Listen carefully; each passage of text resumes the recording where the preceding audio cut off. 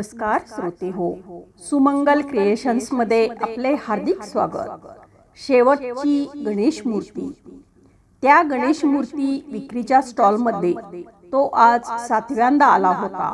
जुनाटसा कोणत्या तरी मंडळाचा कदाचित फुकटच मिळालेला टी शर्ट व साधी कॉटनची मळलेली पॅन्ट असा त्याचा पेहराव होता।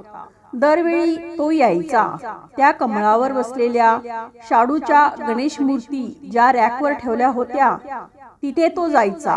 बराच वेळ त्या मूर्तीकडे देहभान विसरून पाहायचा, मग किंमत विचारायचा। कितने को दिया गणेश जी? दरवेळी दुकानातला मुलगा त्याला सांगायचा, अंकल 650 रुपये, 650 दे दो। तीच किंमत असूनही तो प्रत्येक वेळी अयो इतना असं स्वतःशीच म्हणायचा। खिशात हात घालून काहीतरी चाचपायचा व पुन्हा एकदा त्या गणेश मूर्तीकडे डोळे भरून पाहून उदासपणे बाहेर पडायचा। बाजूच्या चौकात भाजी विकायचा तो। रात्री गाडी त्या चौकातून ढकलत आपल्या एक खोलीच्या घराकडे आपल्या 8 वर्षाच्या पोराला गाडीवर बसवून तो जायचा। गाडीवर उरलेल्या थोड्याफार भाजीचा अजिबात भाव न करता जे गिराईक अगदी निघताना येईल त्याला तो ती भाजी विकून टाकायचा। दुसऱ्या दिवशी जी भाजी जवळपास खराबच होणार ती कमी किमतीत का होईना कोणाच्या तरी पोटात जावी एवढीच त्याची माफक अपेक्षा असायची। गणेश चतुर्थीच्या दिवशी दुकानातले सगळे गणपती तर खरेदी होत नाहीत। जसा दिवस पुढे सरकेल तसा त्या मूर्तीचा भाव देखील भाजीप्रमाणे कमी होईल अशी भाबडी अपेक्षा ठेवून तो त्या गणेश मूर्तीच्या स्टॉल मध्ये दिवसभर येऊन किंमत विचारून जात होता।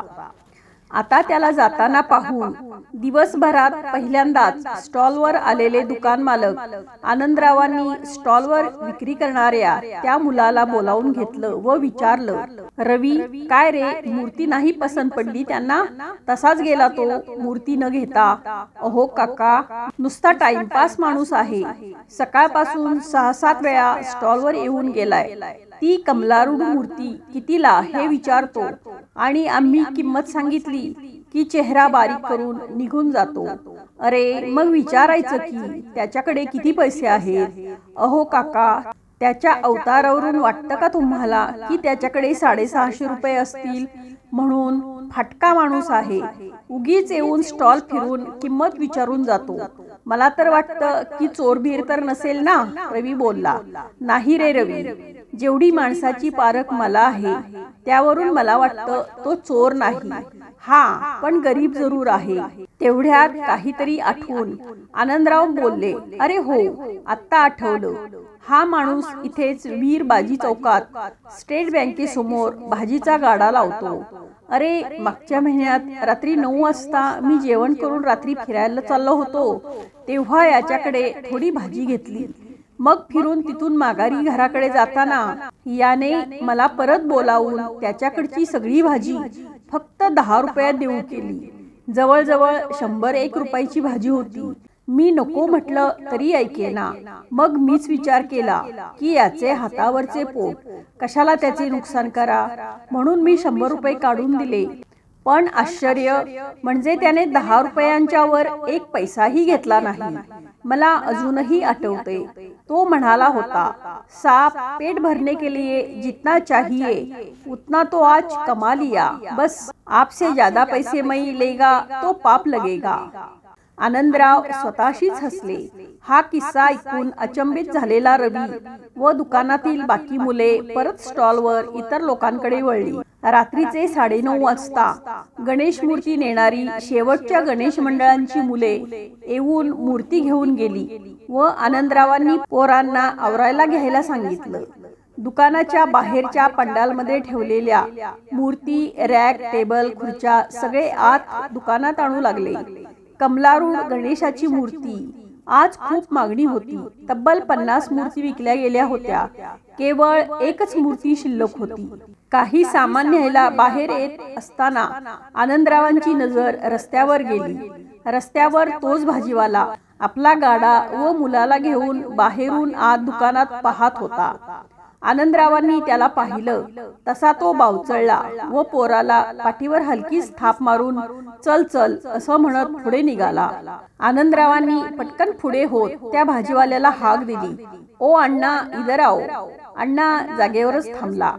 गाडा एका बाजूला लावून भाजीवाला अण्णा आपल्या पोराला हाताशी धरून त्यांच्या समोर आला. आओ अंदर आओ असे म्हणत आनंदराव त्या दोघांना आत घेऊन आले. त्याची नजर भिरभिरत त्या कमलारूढ गणेशाच्या एकमेव मूर्तीवर जाऊन थांबली. त्याच्या नजरेत एक वेगळीच भक्ती आनंदरावांना दिसली. त्यांनी रवीला सांगितले, रवी ती मूर्ती घेऊन ये. रवी ती कमलारूढ गणेशाची दुकानात उरलेली एकमेव मूर्ती घेऊन आला. अरे अण्णा, गणपति के बिना कैसे घर जाओगे? 7 बार मेरे दुकान में आके गए लेकिन मूर्ति नहीं खरीदी. ये मुझे नहीं चलेगा. तुम्हें ये मूर्ति अब खरीदने ही पड़ेगी. बोलो क्या करते हो? भाजीवाला अण्णा घाबरला. असं सारखं सारखं दुकानात येऊन आपण चूक केली हे त्याला जाणवलं. सॉरी सर, गलती हो गई. मेरे पास तो इतना पैसा नहीं, मतलब है, लेकिन कल का माल खरीदने के लिए वो चाहिए ना. वो मैं सब्जी बेचता हूँ तो सुबह 6 बजे मंडी में जाके भाजी लेना पड़ता है. सॉरी, जाता मैं. असं म्हणून पोराचा हात धरून अण्णा निघाला. पण आनंदरावांनी त्याचा हात पकडला. नहीं, गणपति तो तुमको घर ले जाना ही पड़ेगा, वरना मैं पुलिस को बुलाता. देखो. पोलीस नाव ऐकताच तो पार गांगरून गेला. तो गडबडून म्हणाला, नहीं मैं लेता, ये मूर्ति मैं लेता. कितना देना मूर्ति का? त्याने खिशात हात घालून आपली दिवसभराची सारी कमाई बाहेर काढली. आनंदराव हसत त्याला म्हणाले, 10 रुपये. त्या दिवशी घरी जाताना भाजीवाल्या अण्णाच्या चेहऱ्यावर केवळ अवर्णीय आनंद होता. अण्णाच्या गाडीवर बसलेल्या त्याच्या मुलाच्या मांडीवर होती. आनंदरावांच्या दुकानातील त्या दिवशी विकली गेलेली प्रसन्न श्वेतवर्णी आणि कमलारूढ नव्याशार भगव्या वस्त्रात झाकलेली तशी ती शेवटची गणेश मूर्ती. गणपती बाप्पा मोरया, मंगलमूर्ती मोरया. रचिल्या ऋषी मुनींनी ज्याच्या रुचा अनंत, डंका विनायका रे झडतो तुझा दिगंत. रचिल्या ऋषी मुनींनी वरदायका गणेशा, महदाशया सुरेशा. वरदायका गणेशा, महदाशया सुरेशा. का वेध लाविसी तू हेरंब एकदंता. रचिल्या ऋषी मुनींनी ज्याच्या रुचा अनंत, डंका विनायका रे झडतो तुझा दिगंत. ईसी जळातुनी तू कोणाकडे नहे तू. ईसी जळातुनी तू कोणाकडे नहे तू. अजुनी भ्रमात सारे योगी मुनी महंत. रचिल्या ऋषी मुनींनी ज्याच्या रुचा अनंत, डंका विनायका रे झडतो तुझा दिगंत. मढ मंदिरात येती जी जी अनन्य भक्ता. मढ मंदिरात येती